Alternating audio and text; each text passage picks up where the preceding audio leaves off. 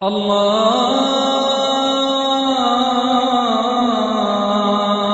আকবার, আল্লাহু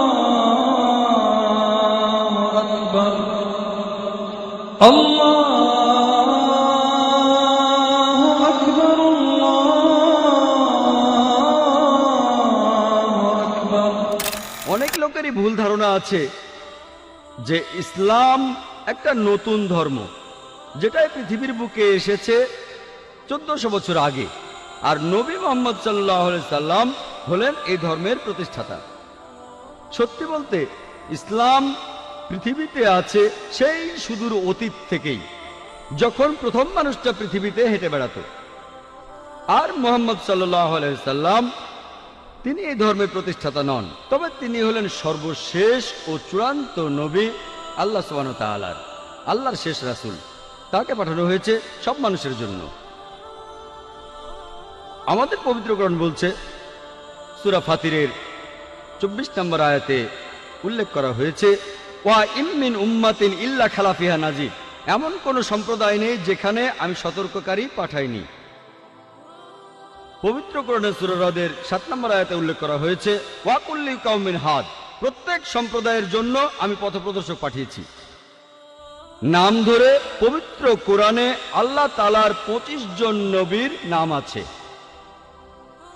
যেমন ধরেন আদম, নূহ, ইব্রাহিম, মুসা, যিশু, মুহাম্মদ, তারা সকলেই শান্তিতে থাকুন। পবিত্র কোরআনে আল্লাহ সুবহানাহু ওয়া তাআলার 25 জন নবীর নাম উল্লেখ করা আছে। তবে আল্লাহ তাআলা কোরআনে আরো বলেছেন, সূরা নিসার 164 নম্বর আয়াতে উল্লেখ করা হয়েছে। এছাড়াও সূরা গাফিরের 78 নম্বর আয়াতে উল্লেখ করা হয়েছে, আমি আগে তোমাকে বলেছি কিছু নবীদের কথা, কিছু রাসূলদের কথা, বাকিদের কথা বলিনি। তার মানে পবিত্র কোরআনে সব নবী রাসূলের নাম উল্লেখ করা নেই। আর আমাদের নবীজি মুহাম্মদ সাল্লাল্লাহু আলাইহি সাল্লাম বলেছেন, এটা একটা সহিহ হাদিস, এটার উল্লেখ আছে মিশকাত আল মাসাবিতে 3 নম্বর খণ্ডের হাদিস নম্বর 5737। আমাদের নবীজি মুহাম্মদ সাল্লাল্লাহু আলাইহি সাল্লাম বলেছেন যে আল্লাহ সুবহানাহু ওয়া তাআলা এই পৃথিবীতে প্রায় 1,24,000 পয়গম্বর পাঠিয়েছেন। তবে নাম ধরে পবিত্র কোরআনে 25 জনের কথা বলা হয়েছে। কিন্তু এই সব রাসূল যারা এসেছেন সর্বশেষ নবী মুহাম্মদ সাল্লাল্লাহু আলাইহি সাল্লামের আগে, তারা এসেছিলেন শুধু তাদের সম্প্রদায়ের জন্য। আর তারা যে কথাগুলো প্রচার করেছেন সেই কথাগুলো মেনে চলা দরকার ছিল একটা নির্দিষ্ট সময়ের জন্য। যেসব নবী রাসূল মুহাম্মদ সাল্লাল্লাহু আলাইহি সাল্লামের আগে এসেছিলেন, তারা এসেছিলেন শুধুমাত্র তাদের সম্প্রদায়ের জন্য। যেমন ধরেন ঈসা আলাইহিস সালাম, খ্রিস্টানরা যাকে বলে যীশু খ্রিস্ট, তিনি এসেছিলেন শুধু ইহুদিদের জন্য, ইসরায়েলীদের জন্য।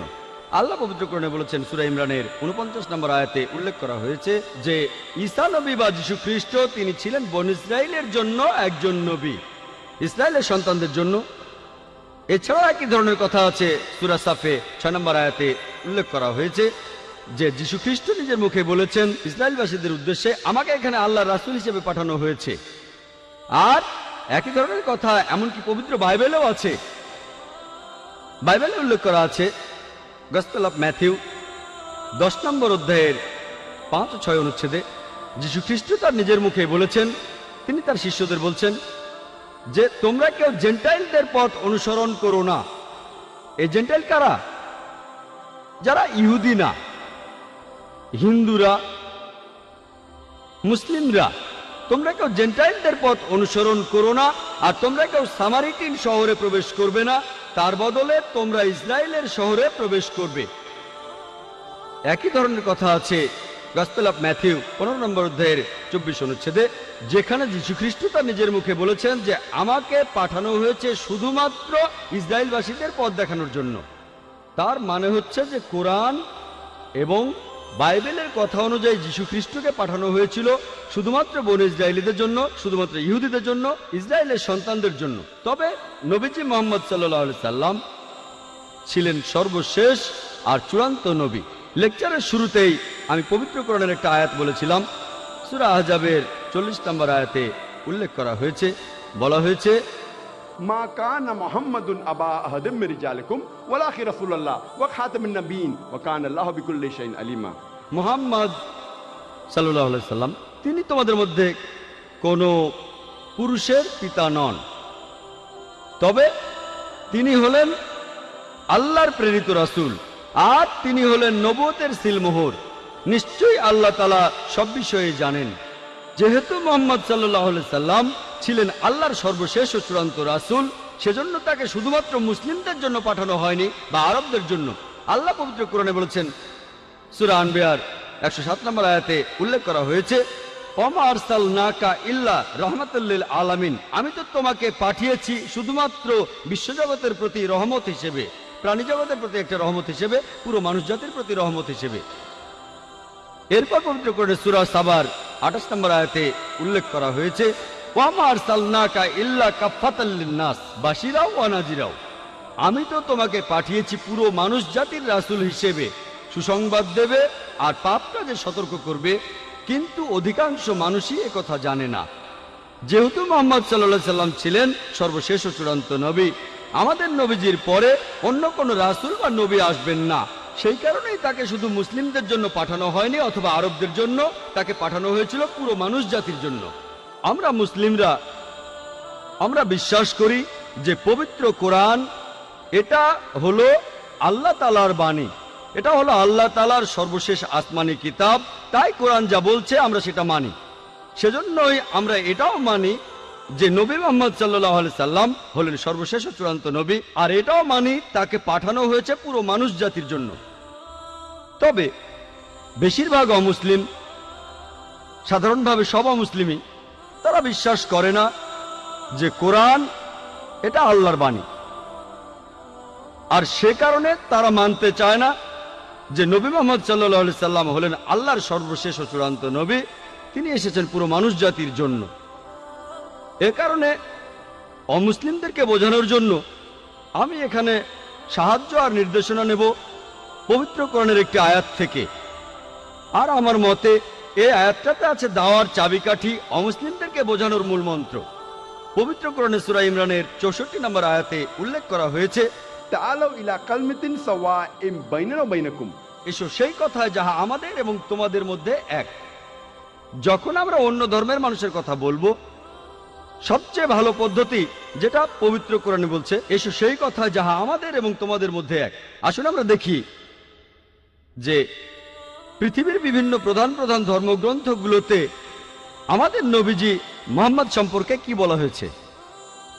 তাহলে এই অমুসলিমরা যদি বিশ্বাস করে এই ধর্মগ্রন্থগুলো যেটা তাদের ধর্মের, যদি সেই ধর্মগ্রন্থে উল্লেখ থাকে, যদি তারা মনে করে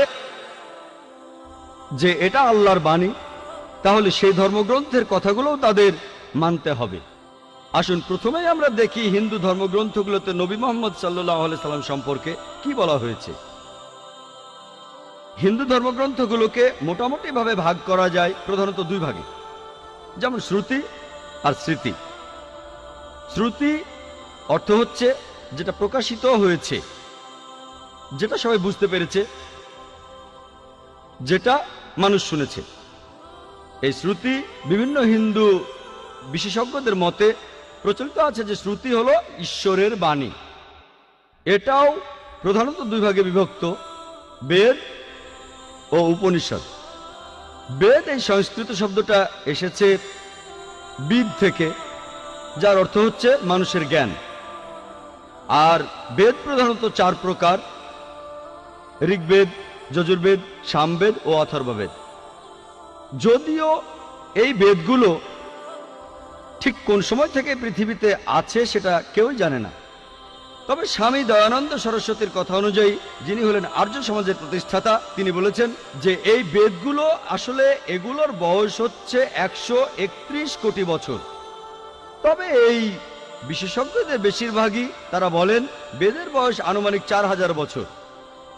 পৃথিবীর কোন অংশে এই বেদ প্রথম এসেছিল সেটা আমরা কেউ জানি না, কার উপরে এটা নাজিল হয়েছিল সেটাও আমরা জানি না। যদিও এই সব ব্যাপারগুলো পরিষ্কার নয়, তারপরও হিন্দুরা মনে করে যে এটাই আল্লাহর বাণী, এটাই হলো সবচেয়ে বিশুদ্ধ আর পবিত্র ধর্মগ্রন্থ যাবতীয় হিন্দু ধর্মগ্রন্থগুলোর মধ্যে।